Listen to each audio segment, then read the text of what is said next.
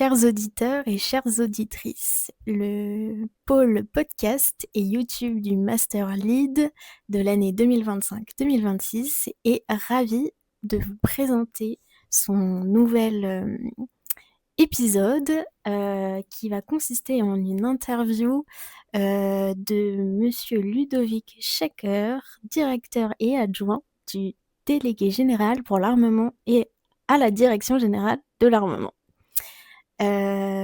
Nous sommes donc ravis de pouvoir vous rencontrer aujourd'hui dans vos locaux.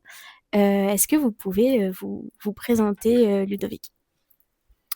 Merci beaucoup pour cette opportunité. À l'avenir, n'hésitez pas à dire DGA pour la Direction Générale de l'Armement. Ce sera, à mon avis, plus simple à la fois pour vous et peut-être un peu plus confortable pour les auditeurs. C'est noté, merci. Est-ce que je peux me présenter? J'ai de nombreuses casquettes. Donc, ce que je peux vous dire en tout cas, c'est que en effet, ici, j'ai une petite particularité à la DGA. Je vais déjà vous dire ce que je ne suis pas. Très Donc, bien. je ne suis pas ingénieur et c'est une boutique d'ingénieurs.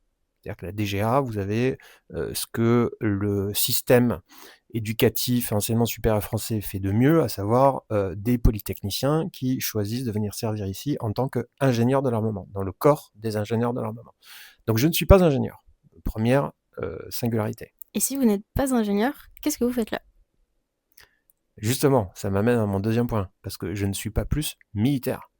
Parce que vous avez aussi un certain nombre de officiers des armes qui sont donc militaires. Les ingénieurs de l'armement sont eux-mêmes sous statut militaire. Et vous avez beaucoup d'agents civils à la DGA. Et donc moi, je fais partie de ces agents civils. Donc je ne suis que agent sous contrat ici. Donc ça, c'est, on va dire, pour le statut. Mais mes fonctions sont assez particulières puisque je sers directement auprès du délégué général pour l'armement, le DGA, sur des missions dédiées à l'anticipation stratégique, ce qui n'existait pas avant, et donc je le conseille, lui et le COMEX de la DGA, et plus largement le ministère des Armées, sur ces questions dédiées à l'anticipation. Et en quoi ça consiste l'anticipation dans votre métier? L'anticipation, c'est un mot un peu valise, dont on comprend ce qu'on veut dire quand on l'utilise, mais qu'on a beaucoup de mal à définir et surtout à mettre en œuvre. Alors il se trouve qu'à la DGA, c'est probablement un des seuls endroits de l'État où on pense le temps long, mais jusqu'à encore récemment, on pensait le temps long, on préparait l'avenir, comme on dit ici, sur des logiques de programme d'armement. C'est-à-dire qu'un ingénieur de l'armement va travailler sur des programmes sous-marins, des programmes d'avions de combat, de chars, ou des programmes plus immatériels dédiés au cyber, etc., sur un horizon de temps qui est plus ou moins long. Par exemple, le prochain porte-avions, le porte-avions de nouvelle génération, le fameux Pang, là on est carrément sur des décennies de projection. Donc l'ingénieur, évidemment, lui, il déroule son process sur tout le temps que dure ce programme. Donc cette préparation de l'avenir, elle se déroulait en fonction des programmes et de manière presque, on va dire, exclusive à ces programmes. Donc c'est ce que j'appelle un peu une vision qui est parfois un peu tunnel. Et depuis l'accélération du temps, l'accélération des outils et le fait que tout est un peu fragmenté de nos jours, on a considéré qu'il était nécessaire à bon niveau, donc au plus haut niveau de la DGA, de transversaliser, donc c'est-à-dire d'optimiser cette préparation de l'avenir et cette anticipation au profit évidemment des programmes d'armement, mais aussi au profit de l'ensemble des armées de direction et services du ministère. Très bien. Alors pour nos auditeurs, j'explique. On va se retrouver dans le Nord. Je suis en train de faire de grands gestes avec mes bras, puisque à Ballard, il y a une caractéristique, c'est que c'est l'endroit de France où vous trouvez le plus d'officiers généraux et de colonels qui s'agitent dans leur bureau pour activer les détecteurs de présence afin que la lumière reste. Mais c'est très bien, ça veut dire qu'à la DGA, il y a une conscience écologique forte. Non seulement elle est très forte, mais je peux même vous assurer qu'on n'est pas chauffé. Ah bah, Et on n'est pas, et surtout, on n'est pas Il n'y a pas de climatisation en été. OK. Donc, comment ça se passe, la vie au quotidien à la DGA, puisqu'il n'y Euh, a pas de alors chauffage, ni de clim? c'est pas spécifique à la DGA, c'est l'ensemble de cette emprise qui s'appelle Ballard, qui a été conçue comme ça. Je crois que le site a juste une petite vingtaine d'années. Et donc il y avait déjà en effet ces problématiques écologiques. Alors j'exagère un peu quand je dis qu'on n'est pas chauffé. On est chauffé, mais aux yeux de certains, pas suffisamment. Donc on a des petits Oui. malins qui détournent, enfin qui arrivent à en contrebande à placer des petits chauffages d'appoint dans leur bureau, ce qui est totalement et formellement interdit. Et je réprouve cette pratique. Très bien, je vous remercie. Oui, donc concernant, votre parcours, on va revenir un petit peu en arrière. Comment vous êtes arrivé à la DGA? Qu'est-ce que vous avez fait, pendant, je dirais, qu'est-ce que vous avez fait comme études d'abord? Et ensuite, quel a été votre parcours, professionnel? Alors c'est une vaste question, je vais essayer de pas rentrer moi-même dans un tunnel de Mmh. paroles, parce que ça peut partir dans tous les sens. Je suis l'exemple même ou le contre-exemple de ce qu'il faut faire, de ce qu'il faut pas faire, ça dépend de comment vous voyez le verre à moitié vide ou à moitié plein, mais je n'ai pas forcément un parcours des plus cohérents. Et ça n'a pas forcément non plus été une promenade de santé, parce que j'ai commencé, à l'inverse de tout le monde, par quelque chose de très, très spécialisé. J'ai commencé par du chinois. Donc j'ai fait, ce qui s'appelait à l'époque un DULCO, un diplôme unilingue de langue et civilisation chinoise, Mmh. donc de manière très spécialisée, là où tous mes petits camarades partaient en prépa et allaient évidemment se destiner à de grandes études. Donc moi, ce qui m'intéressait, c'était la Chine et le chinois, et pas n'importe laquelle en plus, la Chine classique. Donc pas forcément, c'était pas forcément une anticipation comme certains l'ont vu. Il apprend le chinois parce qu'il sait que le marché sera là-bas et il va pouvoir négocier des contrats. Non, c'était pas du tout dans cette optique-là. OK, et ça, c'était dans un cadre universitaire? Bien sûr, c'était à l'Institut national des langues orientales, donc l'INALCO, qui est le lieu où vous avez des centaines, je crois, de langues et de dialectes qui sont enseignés. Et si vous voulez apprendre le chinois, d'ailleurs, je recommande évidemment cette institution dont je n'ai pas eu à me plaindre. Vous nous avez avoué lors d'un séminaire que vous avez effectué dans le master, justement, que vous faites du kung-fu, en tout cas vous faisiez. Est-ce que ce choix de kung-fu, déjà d'une, est-ce que ça c'était lié à votre amour de la Chine? Et est-ce que ça vous aide justement dans la prise de décision et dans l'anticipation? Alors, on croira presque que cet entretien a été préparé, ce qui n'est absolument pas le cas, parce que en effet, c'est mon amour de la philosophie chinoise et des arts martiaux traditionnels chinois qui m'a conduit à l'étude de la langue, littérature, civilisation chinoise. Euh, Évidemment, je considère comme un énorme atout d'avoir pu bénéficier d'un enseignement traditionnel, donc très rude, mais très authentique, à la dure, d'arts martiaux traditionnels chinois, dans une école traditionnelle, avec un maître traditionnel, un peu ce que vous pouvez imaginer dans les films de kung-fu des années 70. Moi, voilà, tout ça, je l'ai vécu. J'ai pratiqué, je continue à pratiquer, évidemment différemment, puisque avec l'âge, on n'a pas forcément les mêmes besoins et les mêmes attentes, et on n'est pas dans les mêmes cycles de vie. Et ce qui m'a amené progressivement à des choses plus douces, comme le qigong, le tai chi et le yoga, et qui évidemment apportent une forme de recul et de calme qui sont des atouts très précieux dans l'aide à la décision ou dans la décision ou dans les situations de crise. Donc ça, en effet, je ne peux que recommander la pratique, ce type de pratique physiologique et même de sagesse. Et il se trouve que la semaine prochaine, je sors un livre sur le sujet qui traite justement de tout ce qu'on vient d'évoquer.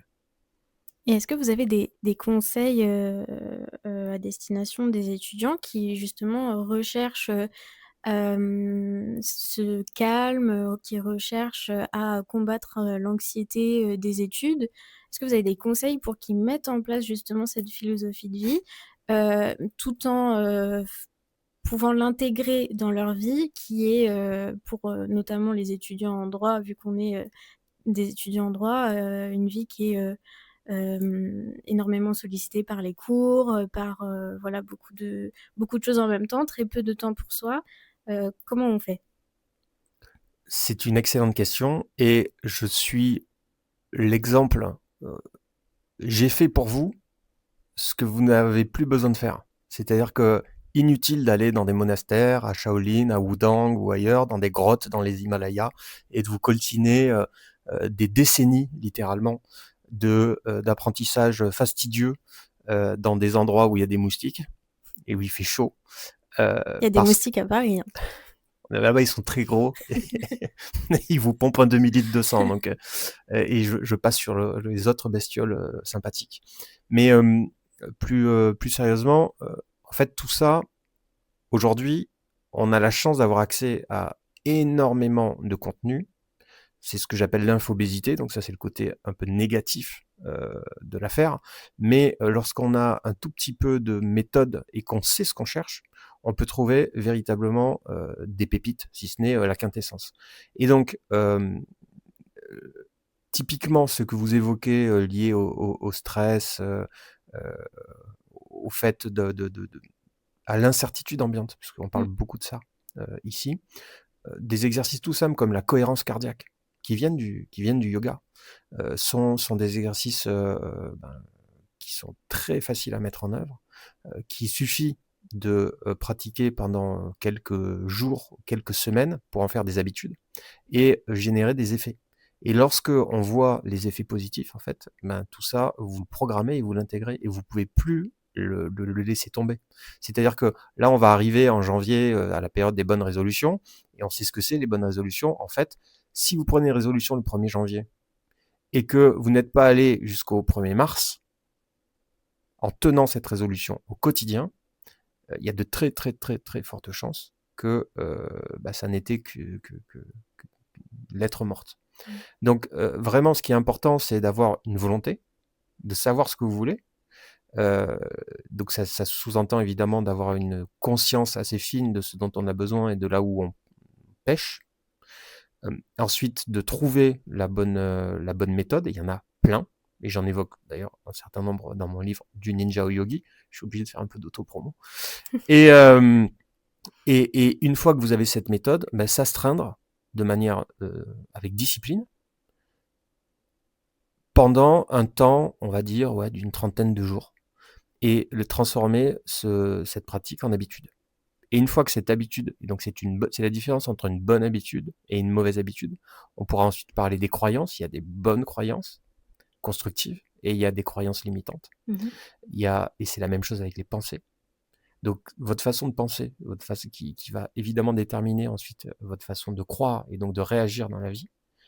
Tout ça est intimement lié à ce que vous allez projeter et aux résultats que vous allez obtenir pour vous et ensuite autour de vous. Donc ça, c'est vraiment extrêmement important. Et qu'est-ce que c'est une croyance limitante en quelques mots? Croyance limitante, par exemple, si j'ai bon souvenir lorsque je suis intervenu en séminaire dans votre master, l'une de vos camarades qui n'avait pas froid aux yeux a demandé combien je gagnais par mois. Tout à fait. Bon, je ne vais pas revenir là-dessus, mais une croyance limitante peut consister à imaginer, comme ça a pu être mon cas d'ailleurs à un certain moment, que c'est quelque chose qui est intégré. Déjà, une croyance limitante, souvent, elle n'est pas consciente. C'est quelque chose qu'on vous a transmis, soit votre famille, soit votre milieu social, soit vos amis, soit vous-même, à force de laisser passer des choses. Et pour revenir à l'argent, par exemple, euh, moi, j'ai pu croire pendant un certain temps, mais j'en étais pas conscient, que gagner plus d'argent que mes parents, c'était quelque chose de répréhensible. Et que, en fait, j'avais une espèce de plafond de verre qui me faisait culpabiliser de les renvoyer, en fait, de donner l'impression, en fait, de sortir de sa classe sociale et donc de trahir d'une certaine façon. Et je m'en suis rendu compte progressivement et parfois assez douloureusement quand j'ai pu avoir des questions liées à des budgets ou à des engagements financiers ou des choses comme ça. Et à se rendre compte qu'en fait, quand on n'a plus véritablement la même notion de la valeur des choses, ça crée des coins dans les relations. Et en famille, ça peut être assez perturbant. Donc ça, c'est une croyance limitante, par exemple. Mais qui n'est pas forcément quelque chose qui est conscient. Hein. C'est-à-dire que on est capable de s'auto-saboter pour tout un tas de choses. On ne sait pas pourquoi, mais c'est souvent du fait de ces croyances limitantes qui sont des couches, surcouches, qui sont là, qui se sont sédimentées et qui font qui consistent qu'à la fin, on pense qu'on est comme ça. Mais parce que c'est juste un empilement de croyances et de choses qu'on se dit sur soi-même. D'où l'importance aussi des pensées intérieures. Et dans votre parcours, est-ce que vous avez eu l'occasion de dépasser justement ces croyances limitantes et est-ce que ça vous a permis d'arriver là où vous en êtes aujourd'hui? Alors, sans prétention, les croyances limitantes, c'est un peu comme les biais cognitifs. C'est-à-dire qu'on sait que ça existe. Les biais cognitifs, d'ailleurs, à la sortie de mon bureau, vous verrez, il y a un joli panorama de tous les biais cognitifs. On les connaît. On connaît les principaux, mais en même temps, on n'est pas capable d'aller à l'encontre de ces biais cognitifs. On n'est pas capable. Si je sais que j'ai un biais de confirmation, pour autant, le même jour où j'ai étudié cette affaire, je vais démontrer ou rentrer dans le panneau à des dizaines de reprises. Parce qu'en fait, on est câblé comme ça. Ce qu'on appelle les biais cognitifs, c'est pas forcément des biais, c'est ce qui nous permet d'avoir survécu pendant les quelques centaines de milliers d'années de l'évolution de l'espèce humaine, et qui nous a permis de filtrer un certain nombre de choses, de développer une forme de prudence, de prioriser aussi. Et malheureusement, ou heureusement, tout ça est profondément engrammé dans notre subconscient et même physiologiquement. Donc même si on le sait, on en reste victime. Mais c'est quand même intéressant de le savoir, parce qu'on le détecte plus souvent chez les autres que sur soi-même. Et donc il en va de même avec les croyances limitantes. Et vous aurez toujours des croyances limitantes que vous n'aurez pas réussi à identifier, détecter, sur lesquelles on va avoir du mal à travailler, etc. Pour autant, le fait d'en prendre conscience et de travailler sur son propre caractère, bah, c'est déjà évidemment c'est une façon de polir un peu son identité. Et malheureusement, c'est un travail de tous les instants. Et c'est le travail de toute une vie. Donc oui, je peux m'enorgueillir d'avoir commencé ce travail, peut-être tardivement, peut-être que j'aurai encore plein de trous dans la raquette, mais je ne peux évidemment que... c'est la raison pour laquelle je témoigne. Je considère que c'est vraiment ce qui est le plus important. C'est-à-dire, si vous voulez avoir un impact sur le monde, il faut avoir un impact sur votre vie. Si vous voulez avoir un impact sur votre vie, ça commence par ce sur quoi vous avez les leviers. Et vous n'êtes aux manettes que d'une chose, c'est 1, votre respiration, 2, vos pensées. Donc pour moi, tout part de là. Et justement, vous êtes amené du coup, à anticiper et à prendre des décisions, en tout cas dans vos fonctions. Et est-ce que des fois, c'est biais, du coup, si vous en prenez compte également, tous ces croyances limitantes, est-ce que des fois, vous essayez de ne pas les perdre pour prendre les bonnes décisions, ou vous essayez justement d'éviter d'être le plus objectif possible? Alors, je suis pas sûr d'avoir compris votre question, mais je vais quand même essayer d'y répondre. Moi, je suis pas forcément, comme vous l'avez compris, très représentatif des personnels, ni de la DGA du ministère des Armées, ni de manière générale de la fonction publique. Et à ce titre, ce que j'apporte justement, c'est un regard décalé, un pas de côté. Et vous voyez par exemple au-dessus de mon bureau, vous avez un certain nombre d'ouvrages, dont ceux de la Red Team. La Red Team Défense, donc c'était quoi? C'était un collectif d'auteurs de science-fiction et de scénaristes et de designers que le ministère des Armées a recruté pour penser des ruptures, penser des menaces de manière un peu différente de ce qu'un militaire pourrait faire. Et donc, c'est ce qu'on appelle le red teaming, c'est-à-dire se mettre dans la peau, justement, du biais cognitif ou du rouge de l'ennemi ou du compétiteur. Et donc ça, c'est des exercices de pensée qui sont extrêmement importants. Donc c'est la raison aussi pour laquelle on accorde beaucoup d'importance aux sciences cognitives, et évidemment dans un sens pour s'en prémunir, et dans un deuxième pour aider à la décision de nos hautes autorités, qu'elles soient civiles ou militaires. Et juste pour poser du coup une dernière question pour finir sur votre parcours. On a fait nos recherches. On a vu que vous avez fait Paris 1, notamment, et Sciences Po Paris, notamment l'école des affaires internationales.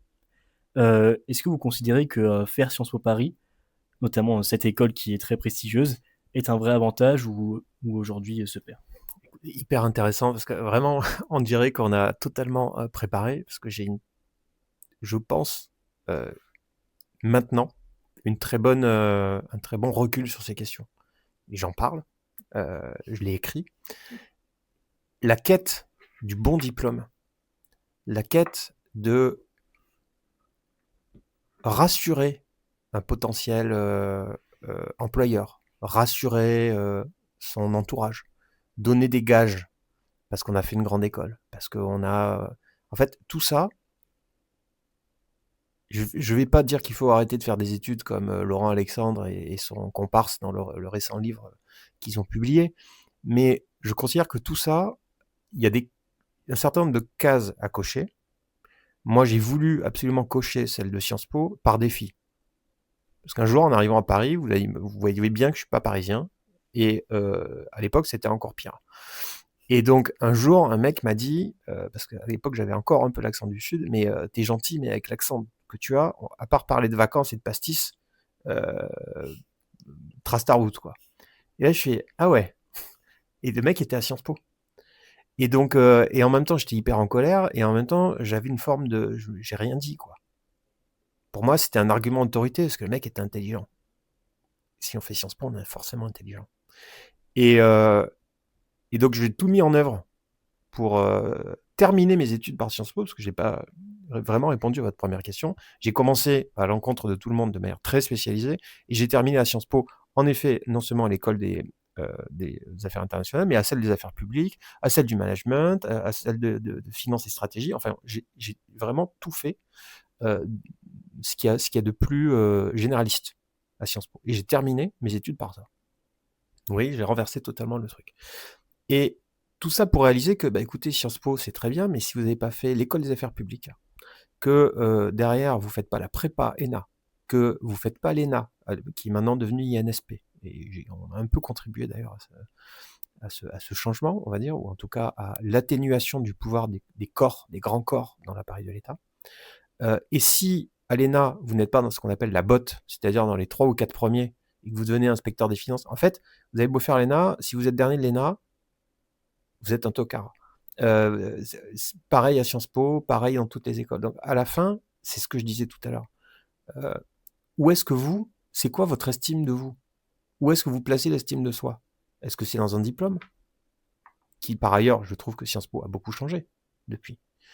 Est-ce que c'est dans des grades, puisqu'ici on fonctionne au ministère des Armées en fonction de grades, qui octroient un certain nombre évidemment de légitimité pour engager des actions, des décisions, etc. Mais tout ça, à la fin, est-ce que c'est pas un peu essentialiser les gens? La quête du bon diplôme, c'est une quête perdue d'avance. La quête qui va consister à chercher la meilleure fiche de poste par rapport à vos prétentions professionnelles, elle est vouée à l'échec aussi. En fait, le monde, il est liquide et il est incertain et il est très instable. Donc tout ça, c'est des espèces de bornes auxquelles on se raccroche et qui ne sont pas l'alpha et l'oméga. Donc oui, il faut à nouveau cocher certaines cases, il faut faire les études qui nous plaisent, et comme je me plais à le dire, de toute façon, alors vous êtes en master,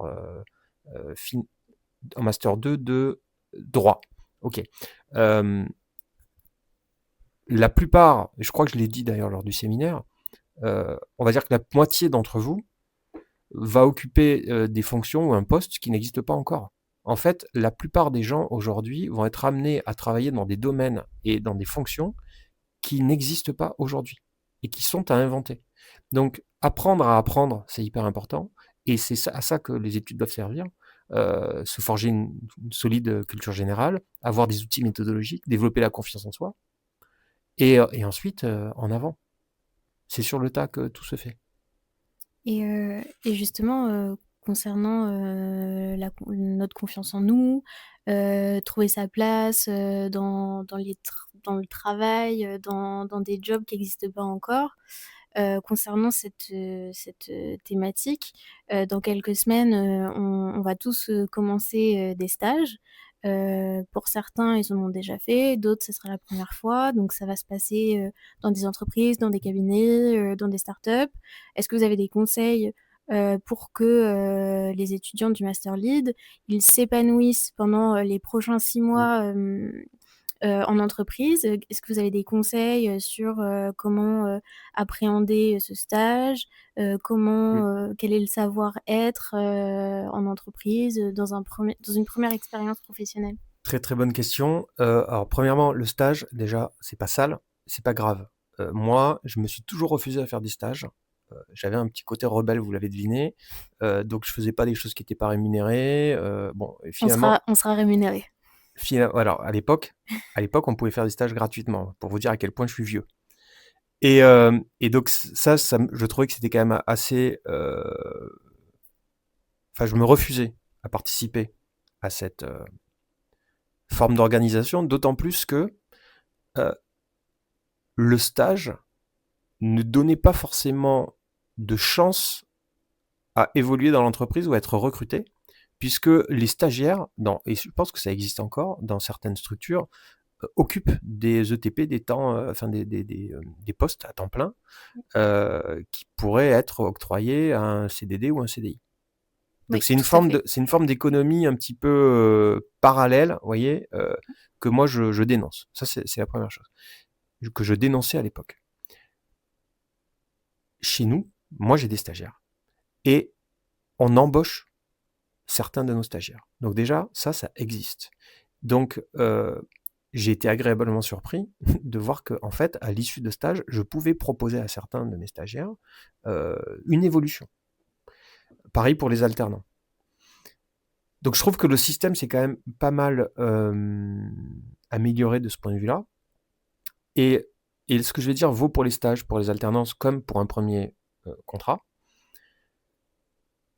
Il faut pas oublier, mais en même temps, votre génération, je pense qu'elle est beaucoup plus à cheval ou consciente ou lucide de ce que je vais dire que ma génération. Où en fait, nous, on arrivait et on devait faire profil bas, essayer de faire comme tout le monde, rentrer dans la culture d'entreprise et se considérer heureux d'avoir un job. Et donc moi, si j'ai quand même un message à donner, c'est évidemment la raison d'être, elle est hyper importante. Donc la mission, la cause que vous allez servir. En fait, un travail, c'est pas anodin. On passe de moins en moins de temps au travail, mais on passe quand même un certain temps au bureau. Donc c'est important de pouvoir s'épanouir dans son environnement professionnel, ça c'est la première chose. Et deuxièmement, un contrat, c'est un contrat entre deux parties. C'est pas une entreprise, un cabinet ou une administration qui vous fait une faveur en vous filant un job. Vous allez apporter votre force de travail, vous allez apporter votre énergie, vous allez apporter votre créativité, et ça a un prix, et ça a une valeur. Donc, si j'ai vraiment une recommandation à donner, c'est ne jamais oublier que vous avez de la valeur, même au grade de stagiaire. Et deuxièmement, peut-être que certains font des stages dans les endroits qu'ils n'ont pas considérés comme étant leur priorité 1. Prenez ça comme une expérience. En fait, toute expérience est bonne à prendre. Prenez ça comme un jeu de rôle. Allez-y, essayez de vous conformer à ce qu'on attend de vous, mais en même temps, prenez du plaisir, observez, faites des rapports d'étonnement, même si on ne vous le demande pas, au bout d'un mois, vous faites un rapport d'étonnement et vous le filez à votre N+1, ou au chef, au grand chef. Vous dites, ben voilà, je suis là depuis un mois, j'ai vu ça m'a surpris, j'ai vu ça, je trouve ça bizarre, j'ai vu ça, c'est hyper bien, je comprends pas qu'il n'y ait pas ça, etc. Là, vous rendrez énormément service. Il y a beaucoup, beaucoup d'entreprises qui ne font pas encore ça, alors que c'est quand même énorme. Mmh. Et également vous dire, vous n'êtes pas prisonnier de la fiche de poste. C'est-à-dire qu'une fois que vous êtes dans une entreprise, une structure, une agence, un cabinet, c'est la technique du pied dans la porte que moi je préconise. C'est-à-dire que certes, vous allez vous voir affecter des missions, des clients, des comptes, peu importe. Il faut les mener à bien, mais en parallèle, vous pouvez aussi avoir un regard un peu créatif et critique sur ce que vous faites. et vous pouvez proposer des choses. Et une fois que vous êtes quelque part, il m'a fallu 40 ans pour le réaliser, moi, hein, donc n'attendez pas 40 ans. Une fois que vous êtes quelque part, vous allez voir que, en fait, la structure, elle continue à faire comme elle a l'habitude de faire. Plus elle est vieille, plus elle a souvent, d'ailleurs, elle a les couches dont on parlait tout à l'heure, individuelles, ces croyances limitantes, elles peuvent aussi être collectives. Et alors, je vous parle même pas d'une administration où parfois on oublie pourquoi on fait des trucs, parce que c'est des couches qui viennent, hein, qui se resédimentent. Et donc, vous dire que votre regard et votre innovation que vous allez pouvoir apporter, elle est importante. Et quand vous arrivez quelque part, vous allez pouvoir créer vous-même votre futur job. C'est-à-dire que demain, vous êtes en capacité d'écrire votre propre fiche de poste.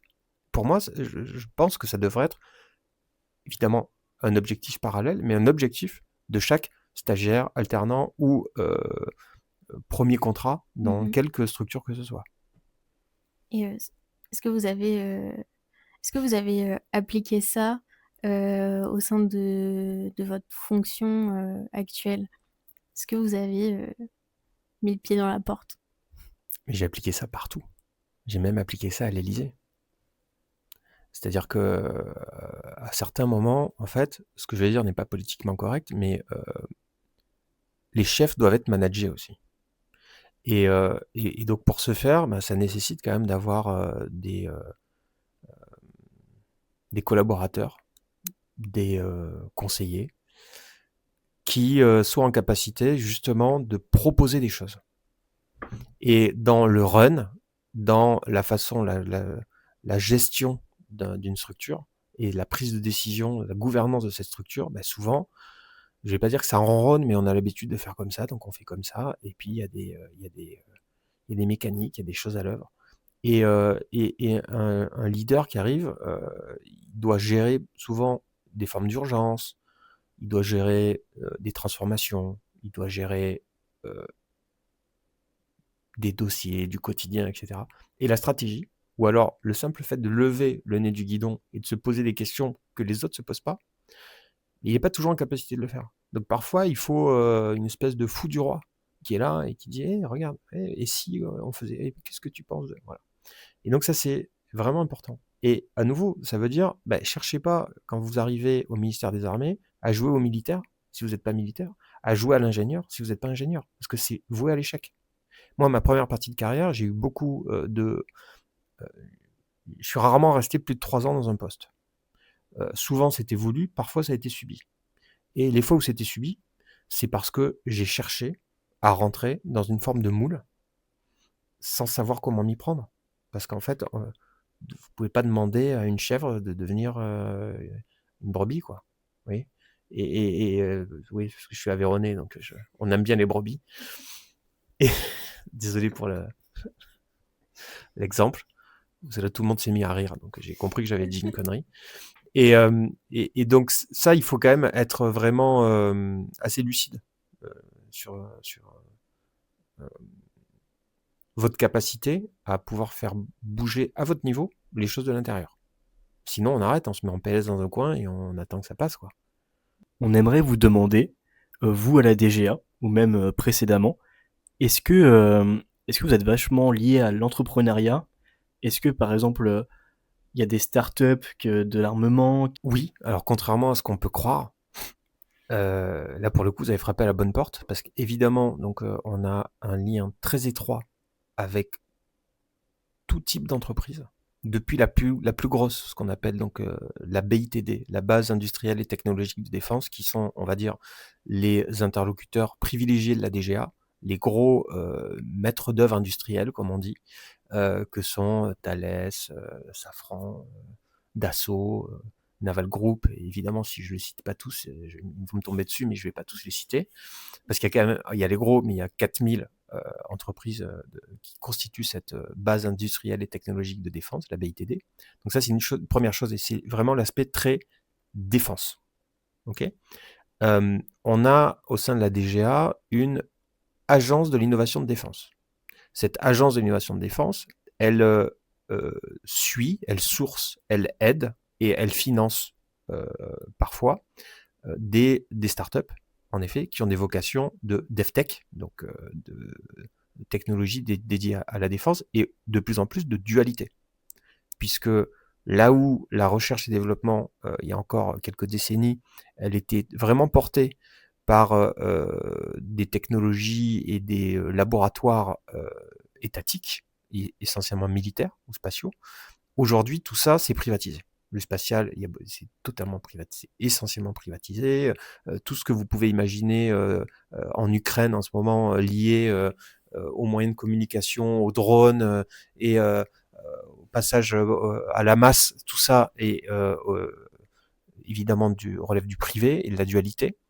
Donc ces questions, c'est des questions d'aujourd'hui. C'est des questions qui sont très stratégiques et on s'y penche de manière extrêmement sérieuse à travers le prisme de la souveraineté. Donc la souveraineté, c'est ce qui permettait, on va dire dans les années 60, et lorsque le général de Gaulle a souhaité créer la DGA à l'époque, c'était pour l'asseoir pour asseoir en tout cas la dissuasion nucléaire française et être en capacité d'avoir ce qu'on appelle de bout en bout les infrastructures, les vecteurs, les charges 100% françaises pour justement ne pas être dépendant de qui que ce soit, ni des Américains, ni de qui que ce soit d'autre. Donc ça, c'était assez visionnaire pour l'époque, et c'est unique en Europe. Le fait est qu'aujourd'hui, on est quand même passé par une vingtaine d'années de mondialisation heureuse, et que tout ça s'est largement distribué dans le monde entier, et que les chaînes de valeur et les supply chains sont aujourd'hui, avant que votre téléphone vous parvienne entre les mains, soit dit en passant d'ailleurs, sans aucun mode d'emploi, ça c'est quand même assez original, il a fait 20 fois le tour de la planète, pour tous les composants. Et parfois, un composant est issu d'un pays ou d'une zone, il fait 10 fois le tour de la planète, il revient au même endroit, après avoir été processé, intégré, sous forme de composants, etc. Et tout ça, on ne peut pas revenir du jour au lendemain. Donc, même les Américains, même les Chinois, en fait, sont imbriqués dans ces chaînes de valeur internationales. Et aujourd'hui, il y a on va dire une tendance à retrouver cette forme de souveraineté. Nous, on appelle ça la souveraineté augmentée, ici, de manière à pouvoir identifier ce qui est le plus critique en termes de matières premières, en termes de composants, en termes d'infrastructures, d'équipements, etc., dont on veut absolument que ce soit produit en France et avec des composants français, de ce qui, en fait, est moins grave, entre guillemets, ou alors dont on a besoin en masse, en achetant quasiment, comme on dit, sur étagère, et où là, ben, on est OK pour se procurer, avoir des formes de dépendance consenties par rapport à un marché. Alors c'est rarement un pays à proprement parler, hein. La plupart du temps, c'est un producteur. Producteur de batteries, un producteur de moteurs, un producteur d'aimants, voilà. Et donc tout ça est très important, et cette notion donc, de souveraineté augmentée, elle est aujourd'hui au cœur des considérations de la DGA. Donc vous voyez bien que depuis la start-up, qui est souvent à l'origine de technologies de rupture, qui vont avoir un impact colossal dans les usages aussi bien civils que militaires de demain. Ensuite, il y a le passage à l'échelle, la massification, l'industrialisation de ces techniques qui sont souvent duales. Donc, il faut quand même qu'il y ait des gens qui se disent « Ouh là là, mais là, le drone pour les gamins et prendre des photos de sa maison, en fait, on peut mettre une charge utile. » Et voilà. Donc, tout ça, tous ces cas d'usage sont observés, testés, surveillés, évidemment, parfois anticipés aussi, et c'est à ça que sert mon travail, afin de pouvoir passer donc à cette deuxième échelle d'industrialisation, aussi bien de petits produits ou de services que des choses beaucoup plus dimensionnantes. Donc le lien depuis les startups jusqu'aux gros industriels, les prestataires de services, la France ne va pas du jour au lendemain décider de faire une suite Office. Vous voyez, on a Microsoft, on tourne sur des choses qui sont américaines, on a un téléphone qui est peut-être chinois, enfin bon. Mais en fait, tout ça est sécurisé. C'est-à-dire qu'au bout d'un moment, l'important, c'est d'être en capacité de maîtriser les cœurs de réseau et toutes ces infrastructures. Donc, où est-ce que je décide de mettre ma souveraineté et pourquoi? Et ne plus s'éparpiller, comme on pouvait avoir tendance à le faire dans une course qui est perdue d'avance. Est-ce que vous conseillez à nos étudiants et futurs étudiants d'investir dans l'innovation militaire?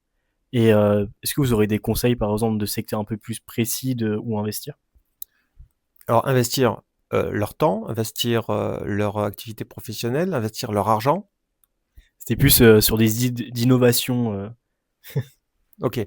Moi, je ne conseille à personne de miser sur le tout défense. Alors, il y a deux choses. Déjà, il y a encore 3 à 5 ans, la défense était considérée au même titre que la pornographie ou le tabac, en termes d'industrie. Il se trouve que ça a changé. Donc aujourd'hui, c'est un peu le nouveau sexy, par la force des choses. Ça, c'est la première chose. La deuxième chose, quel est le marché? Il est où le marché? On a une loi de programmation militaire en France, on a des besoins, la DGA, elle engage des dizaines de millions d'euros tous les jours. C'est des sommes colossales, ça se compte en milliards. Et en revanche, qui est capable de ne vivre que de la commande publique? Personne en France. Dassault, qui produit le Rafale, l'avion Rafale, qui est essentiel à la dissuasion nucléaire, eh bien, de sorte de pouvoir, moi, utiliser des Rafales, dernier cri, meilleur système, français de bout en bout, etc., pour mes forces armées françaises, eh bien, je dois aider le groupe Dassault à aller vendre des Rafales à l'étranger. Parce qu'en vendant des Rafales à l'étranger, c'est ce qui permet à l'industriel de pouvoir me fournir les quelques dizaines d'avions dont j'ai besoin tous les ans. Autrement, ça ne serait pas rentable pour lui. Et donc, ce qui est vrai pour un gros maître d'œuvre industriel comme Dassault, il est a fortiori pour une start-up. Donc, le tout DevTech n'a pas d'avenir. Et on a beaucoup, d'ailleurs, en tout cas pas en France, puisqu'il n'y a pas de marché.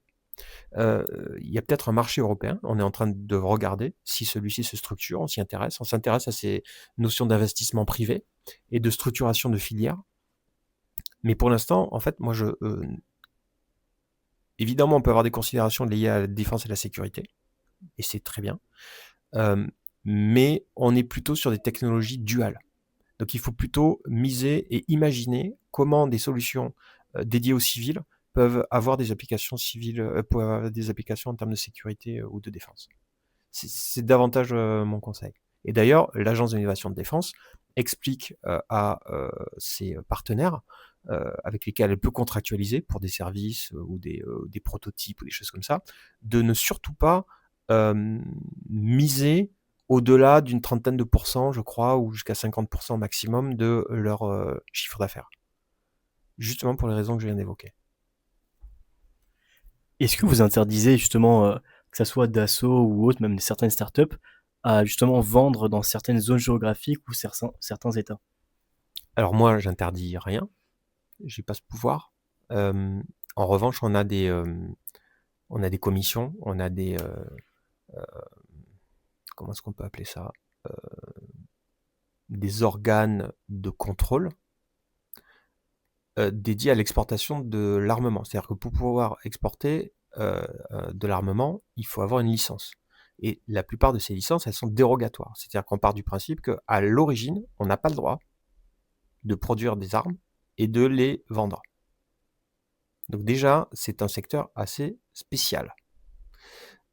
Donc en effet, ensuite, il y a ces commissions de contrôle des exportations, et qui ne relèvent pas de la DGA, qui sont évidemment importantes, qui peuvent parfois poser problème, puisqu'on a besoin, le monde va tellement vite qu'on va dire que la vision du monde d'hier ne peut plus s'appliquer, littéralement, ne peut plus s'appliquer à celle d'aujourd'hui, et donc il faut parfois revoir les normes ou développer un peu d'agilité si on va être en capacité d'être plus nous-mêmes réactifs. Et donc il y a ces commissions, il y a évidemment ensuite les alliés et les partenaires, il y a l'Union européenne, il y a l'OTAN, donc il y a des listes noires, il y a des listes rouges, et évidemment la France n'a aucun intérêt de tout ordre à exporter des technologies sensibles, sans forcément même que ce soit de l'armement à proprement parler, vers des pays ou des régimes qui sont considérés comme autoritaires, opprimant leur pays ou cherchant à en envahir d'autres. Donc ça, heureusement, en effet, il y a ces organes de contrôle qui font qu'on ne fait pas ce qu'on veut avec l'armement et avec ce qu'on appelle les technologies sensibles. Pour changer de registre, vous nous avez évoqué lors de notre séminaire que vous avez eu des missions proches du pouvoir politique, et notamment liées à la décision. Est-ce que, justement, est-ce que le pouvoir politique prend des décisions pour vous objectives, ou est-ce que justement le politique, l'envie de plaire prend le dessus? Alors, si quelqu'un est capable de prendre des décisions objectives, c'est probablement quelqu'un qui est capable de définir le terme normal. Donc, c'est quoi qui est normal? C'est quoi qui est objectif? Et rien n'est objectif. Et certainement pas la prise de décision. Comme disait le président Obama, il disait, bon, ben, si un dossier arrive sur mon bureau, c'est qu'il y a des mecs 100 fois plus intelligents qui sont passés sur le dossier avant moi et qu'aucun n'a trouvé la solution. Et qu'on attend du dernier couillon, en bout de chaîne, de trancher. Donc, en fait, la politique, c'est décider. Et évidemment, il y a jamais que des bonnes décisions. Et une bonne décision à l'instant, c'est peut-être pas la bonne décision demain, c'était pas la bonne décision hier, et c'est peut-être pas la bonne décision pour vous. Parce que si je décide d'augmenter les impôts pour ceux qui portent des lunettes, eh ben, peut-être que vos 2 collègues, elles se sentiront pas concernées, mais que vous allez gueuler. Mais bon, j'ai décidé que ce serait le cas. Parce que j'ai regardé, et les mecs qui ont des lunettes, ils ont du fric. Voilà. Et donc, et comme je suis socialiste, évidemment, tout ça est un exercice de pensée. À un moment, il faut, vous voyez, faire tourner le pays. Donc, non, la politique, c'est vraiment... C'est un sacerdoce. Là, on va arriver en période électorale pour les élections municipales. La France connaît un déficit de maires. On a beaucoup de communes. Vous savez qu'on a 36 000 communes en France. On a beaucoup de communes qui aujourd'hui bataillent pour élire ou retenir un maire. On a des maires qui abandonnent au début de leur mandat ou à mi-mandat. C'est un sacerdoce, c'est un engagement citoyen, c'est nécessaire.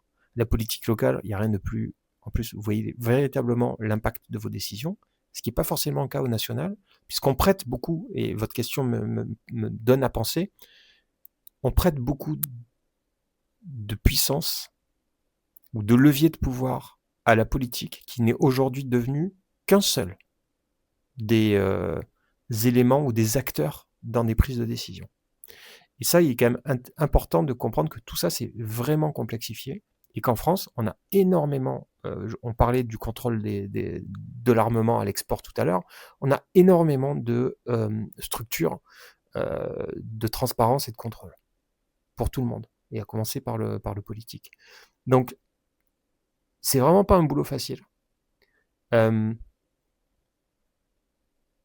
dirais que ceux qui veulent faire de la politique, c'est quand même des gens assez curieux, à haut niveau, s'entend, parce que au final, si vous regardez bien, vous n'êtes pas très bien payé.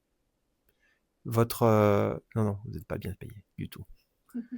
Votre tête, c'est le produit en fait. Et votre nom, c'est la marque. Et quoi que vous fassiez, on va vous tomber dessus.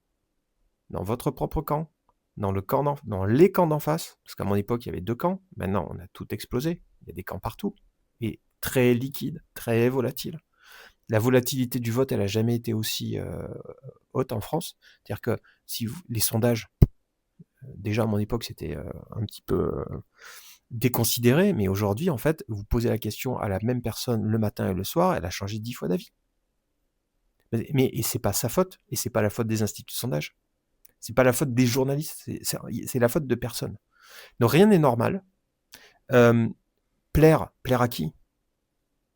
Plaire pourquoi? Je pense que il n'y a pas de bonne décision et que, en effet, il est important de trancher, il est important de décider. Malheureusement, en France et surtout en Europe, et c'est ce que nous reproche le président Trump, pas forcément à tort, on a oublié de prendre des risques et de prendre des décisions, et le moment est probablement venu de se durcir un peu.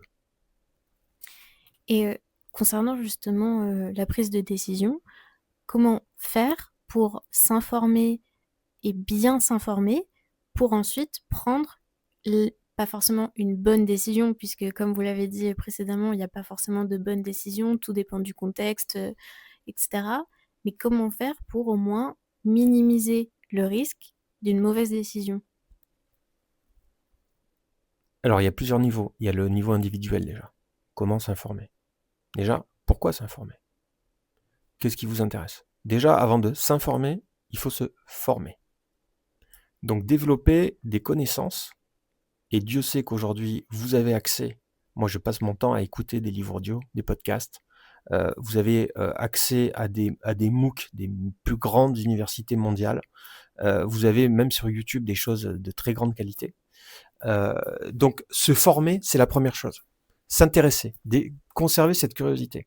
La curiosité, elle va forcément être liée à des centres d'intérêt qui vous sont propres. Et vos centres d'intérêt, c'est pas les mêmes que ceux de votre collègue, qui sont pas les mêmes que le troisième larron. Donc, et heureusement. Et moi, je sais qu'à un moment, justement, j'ai eu quand j'avais votre âge, j'ai eu cette hubris, j'ai eu cette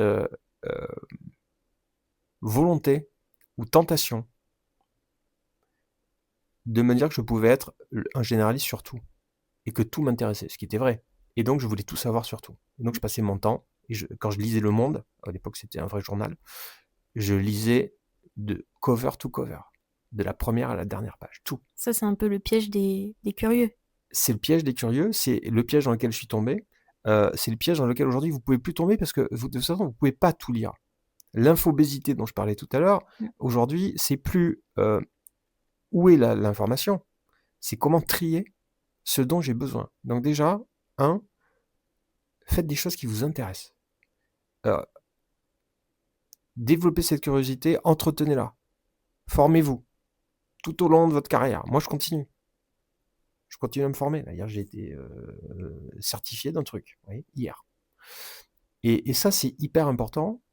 Et parce qu'il faut prendre du plaisir dans ce que vous allez apprendre.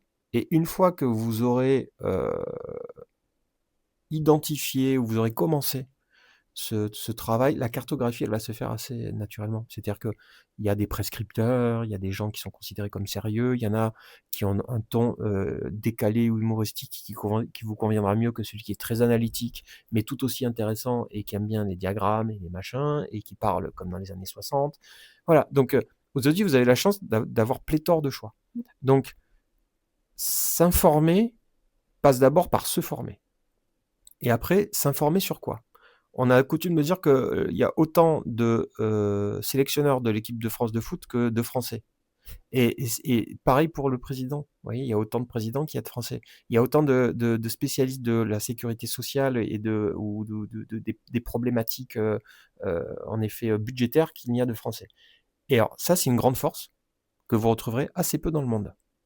Donc le français, il peut être chiant, arrogant, se plaindre, être contestataire et comment est-ce qu'il disait réfractaire. Oui, il a mauvais caractère, certes, surtout à Paris d'ailleurs, mais il faut presque l'assumer. C'est-à-dire que lorsque vous allez vous retrouver dans certains pays que je ne citerai pas, pour pas me faire d'ennemis, moi j'ai beaucoup fréquenté les Français de l'étranger, il y a plein de pays. Au bout de 3, 4, 5 ans, les mecs, ils en peuvent plus, ils veulent revenir en France parce qu'il n'y a pas d'émulation intellectuelle. Il n'y a pas cette créativité ou cet intérêt de la chose publique, la res publica, qui nous passionne beaucoup en France. Et donc ça se cultive. Et l'information aujourd'hui, pour moi, n'existe plus. On est vraiment dans une logique d'opinion. Donc, construisez vos propres opinions, allez chercher, apprenez à comprendre, apprenez à apprendre, c'est ce qui me paraît vraiment plus essentiel que de s'informer.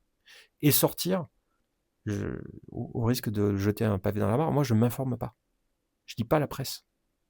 Et surtout pas sur les réseaux sociaux. Comment vous faites pour savoir ce qui se passe dans le monde dans ce cas? Pourquoi est-ce que j'aurais besoin de savoir ce qui se passe dans le monde, absolument?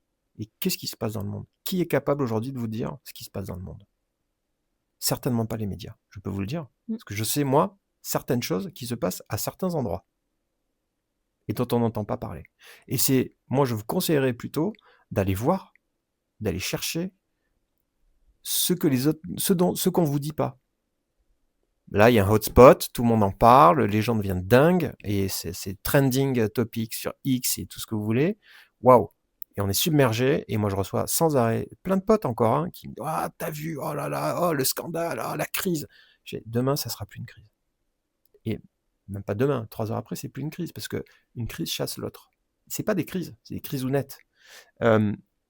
Donc ce qui se passe dans le monde, c'est une vue de l'esprit comme essayer de définir la normalité ou l'objectivité. Ça n'existe pas. Vraiment identifiez vos centres d'intérêt. Déplacez-vous, allez-y dans le monde. Vraiment, ça c'est important.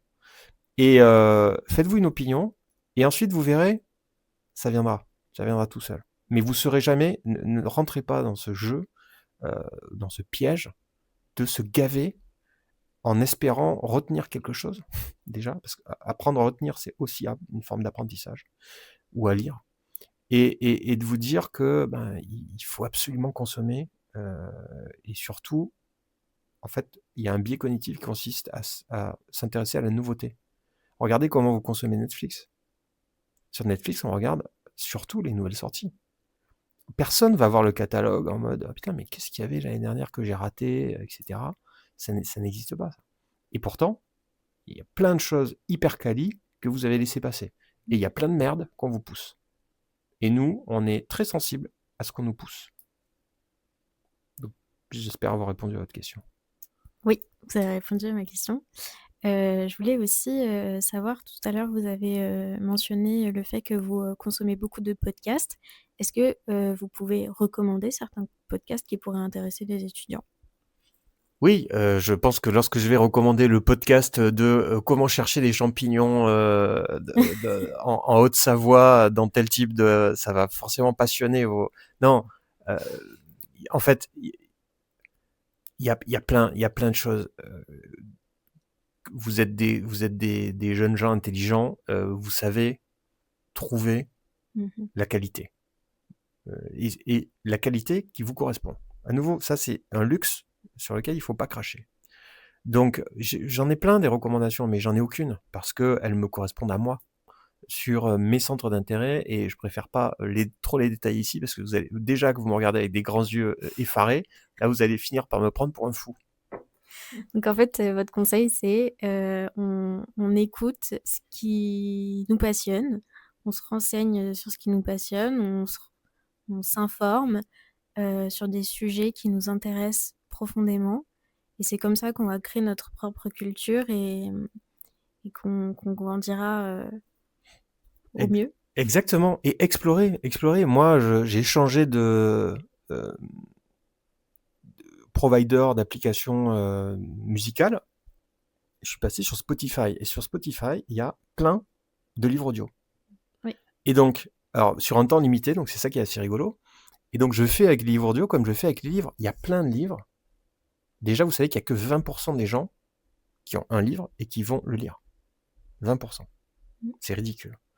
Et moi, je fais partie de ces gens. Hein. C'est-à-dire que si un livre, au bout... donc, j'ai appris à lire, enfin, à regarder, évidemment, le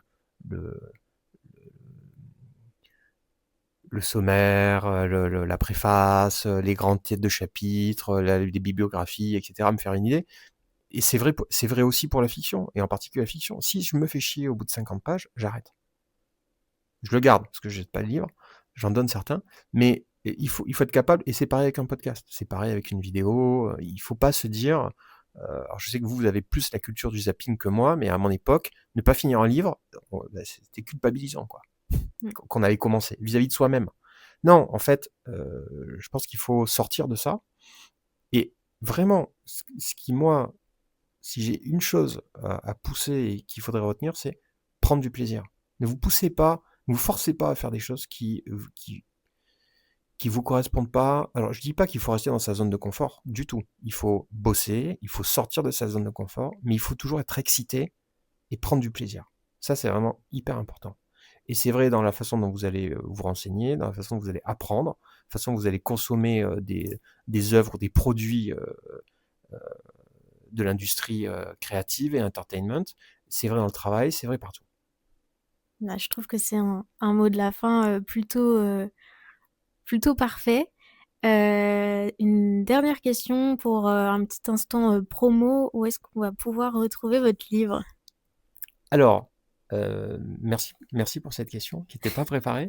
Et ce qui me permet d'expliquer aussi la genèse du livre, parce que moi je suis pas un écrivain, Mhm. et je me suis jamais dit je vais écrire des livres. Mais j'ai regretté de ne pas avoir de mentor. En fait, j'ai écrit le livre que j'aurais aimé qu'on me mette entre les mains quand j'avais 20 ans. Et c'est ça qui m'a poussé à l'écrire. Pas pour me dire, ouais, je vais faire ceci, et puis je vais faire de la promo et tout ça, et des plateaux. Non, d'ailleurs, je vais me faire probablement plus taper dessus qu'autre chose. Je suis sorti, tout à l'heure on parlait de biais cognitifs, on parlait de croyances limitantes, le syndrome de l'imposteur. Ça, Oui, c'est quelque chose que les étudiants en droit tout le monde. ont énormément. Tout le monde et tout au Ouais. long de votre vie. Donc ce syndrome de l'imposteur, il faut vraiment passer outre, tout le temps. Et allez, échouer. Passez pour un con, allez-y, mais vous passerez pour un con qui a essayé. La plupart des gens, ils sont là, ils attendent, ils regardent leur vie passer devant eux. Et donc moi, je me suis dit, bon, j'écris un livre, non, je suis pas écrivain, mais en fait, je vais pas écrire un livre, je vais rendre service. Et à partir du moment où je me suis dit, si j'écris pas ce livre, c'est ça le problème. Le problème, c'est de ne pas écrire le livre. Je sais pas si je me fais comprendre. Ouais. Et donc, vraiment, je me suis dit, j'aurais aimé avoir un mentor, j'aurais aimé avoir des guides, et je pense qu'il y a des clés de lecture et des choses qui sont évoquées dans du ninja au yogi, euh, qui auraient pas pu, enfin, auxquels moi j'ai pas eu accès. Et comment ce livre est né? J'ai eu tout un tas d'offres de la part d'éditeurs, tous plus prestigieux les uns que les autres, et je les ai toutes refusées. Parce que les éditeurs voulaient que j'écrive leur livre, D'accord. avec les coulisses du pouvoir, les trucs croustillants, Ah oui. etc. Et un livre, c'est une idée, voyons, monsieur Chaker. Et non, moi, mon livre, c'est un manuel, il y a plein d'idées, et j'ai voulu garder la liberté, et c'est pour ça qu'il sort sur Amazon, il sera disponible sur Amazon KDP, donc à la demande, D'accord. dès la semaine prochaine. Et si on en vend deux, on en vend deux, mais ils seront imprimés, et vous le recevrez chez vous. Super. Bah, on a hâte de découvrir ce livre et on vous remercie sincèrement pour le temps que vous avez pris, pour toutes les réponses et tous vos conseils. Et on espère que ce podcast aura plu à nos très chers auditeurs.